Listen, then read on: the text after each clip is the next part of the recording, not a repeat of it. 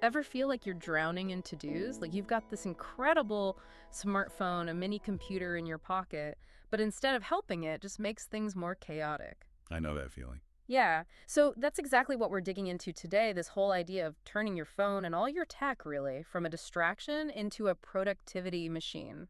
It's a struggle for a lot of people. We're surrounded by these tools that promise to make us more efficient, but somehow it's harder than ever to actually focus and get things done. Exactly. And, to understand where we are now, it helps to look back a bit. Remember when smartphones were mostly for like calls and checking emails? The good old days. Right. Then the App Store boom happened, and suddenly we had Evernote, Trello, all these tools turning our phones into mobile offices. It was a game changer. Totally. And now with AI and cloud-based everything, the potential's even greater. It's been quite a ride, and it ties in perfectly with the research you shared with me. Absolutely. And along the way, we've had some brilliant minds shaping how we think about productivity in this tech-driven world. You mentioned Tim Ferriss, the 4-hour workweek guy. Oh yeah, big fan. His focus on automation, using tech to free up your time, that's super relevant today. It's all about working smarter and not harder. And tech is what makes that automation possible, right? Taking those repetitive tasks off your plate so you can focus on the important stuff. Exactly. And then you had David Allen, the getting things done guru. His system of organization, capturing all your tasks, that's the foundation for making these digital tools actually work for you. It's about having a system you trust. A system you can rely on, yeah. So, thinking about all this, here's a stat that blew my mind. The average person checks their phone 96 times a day. Wow. That's like every 10 minutes. It's almost an addiction, right? It's crazy how often we're on these things. But here's the thing, and this is where it gets interesting. That same device, with the right apps and strategies, can save you up to 2 hours a day. 2 hours. That's huge. I know, right? That contrast between distraction and potential, that's what this deep dive is all about, especially with all the stuff you've been dealing with and researching. The interesting thing, based on what you were saying earlier about feeling overwhelmed by notifications and all that, is that the answer isn't getting rid of tech. It's about using it smarter. Totally. So our mission today is simple. Give you actionable steps and tools to go from tech overwhelm to tech-powered productivity. You mentioned struggling with emails, all those repetitive admin tasks. So where do we even start with that? Well, you need a strategy, like David Allen says, a system. And a big part of that in today's world is automation. Automating those little digital chores that suck up your time and energy, the things you were talking about earlier. Okay, so let's break down this automation thing. Can you give some examples, maybe using some of the tools from those articles you sent me? Think about the things you do every day that just feel like a drain. Like saving email attachments to a specific folder in the cloud, which came up in one of those articles on cloud storage. Tools like IFTTT, that's IFTTT, or Zapier, let you create these automated workflows. So say you get an email with an attachment from a certain client. Zapier can automatically save that attachment to the right folder in your Google Drive, like setting up digital dominoes. I see. Like you set it up once and then it just happens in the background. Exactly. It frees up your mental space for more important stuff, like Tim Ferriss talks about, maximizing your time for the high-value work. So what are your biggest time wasters? What are those little tasks you could automate? Well, definitely saving attachments and also moving tasks from my inbox to my to-do list. That takes forever. Yeah, classic time suck.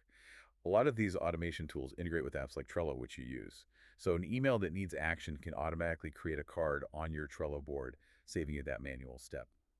And speaking of email overload, you mentioned that's a big distraction for you. Oh, tell me about it. It feels like I'm constantly triaging emails. So optimizing communication is key. A lot of times this means centralizing things, Mm. using platforms like Slack or Microsoft Teams, especially for team projects. Those articles on collaboration really highlighted that. These platforms let you have focused discussions in specific channels, cutting down on those long email chains and unnecessary back and forth. So it's about being more intentional about where communication happens, not just defaulting to email for everything. Exactly.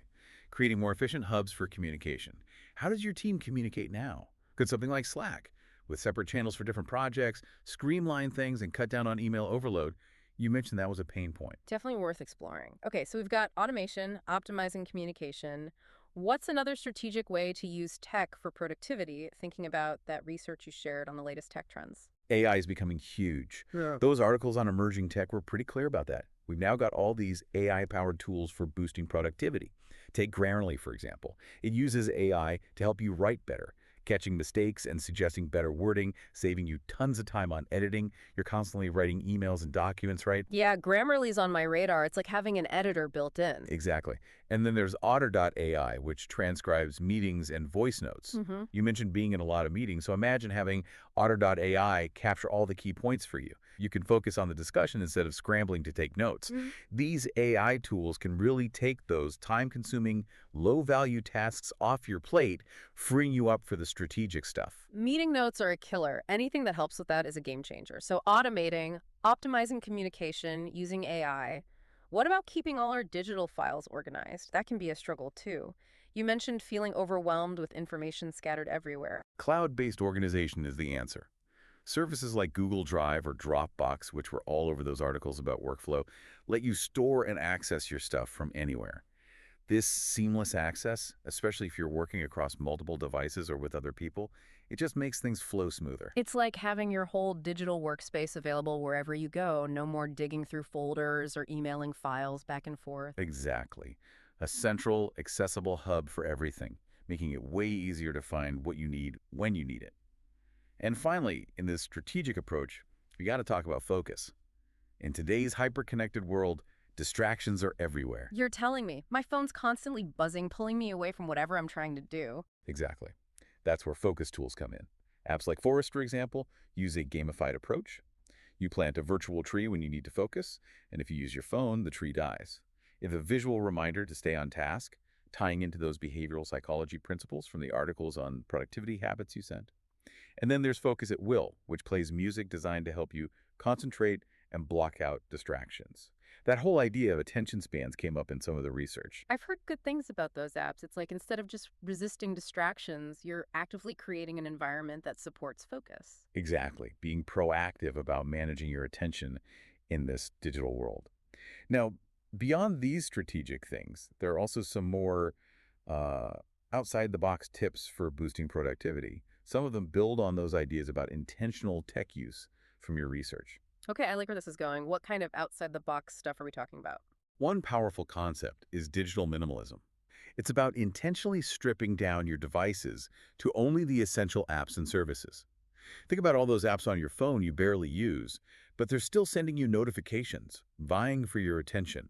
One of those articles about notifications and focus really emphasized that. Oh man, I've got a whole graveyard of unused apps on my phone. It's so common. But less digital clutter often means less mental clutter, fewer distractions, more focus. It's about being conscious of what you allow into your digital space. Take a look at your phone after this. What haven't you used in a month? Could deleting those free up some mental space? It's like a digital detox. I like it. What's another one of those outside-the-box tips? Gamifying your tasks. For some people, turning productivity into a game is super motivating. Apps like Habitica do this. You create an avatar, track your habits and to-dos, and you earn rewards and experience points for completing them. It taps into that desire for achievement, making even boring tasks more fun and engaging, especially for those things you tend to procrastinate on, like you mentioned. That's so cool. Turning your to-do list into a game. I can see how that would make those less than thrilling tasks a bit more bearable. It adds a bit of fun and positive reinforcement. And at the end of the day, when we look at all these strategies and tools, the main takeaway, and this goes back to Tim Ferriss's philosophy, is that technology isn't the enemy of productivity. Right. It's just a tool. Exactly. A powerful tool when used right. Just like David Allen says, it's about having the right tools and systems. It's not about having the latest gadgets. It's about making smart choices with the tech you have and using these strategies we've talked about. So it's about being mindful and intentional with how we integrate technology into our lives, not letting it control our attention and our time. Exactly. Mastering productivity with technology isn't about working harder. It's about working smarter, more intentionally. So as we wrap up this deep dive, personalized just for you, I want to leave you with this. Think about one routine task you do regularly, something that came up when we talked about automation. Could you try setting up an automation for that right now, even if it's something small? Or maybe there's a non-essential app on your phone you could delete right now, one you realized you haven't used in ages. Try making just that one small change and see if you notice even a tiny boost in your productivity. It's about taking that first step towards reclaiming your focus and harnessing the true power of technology.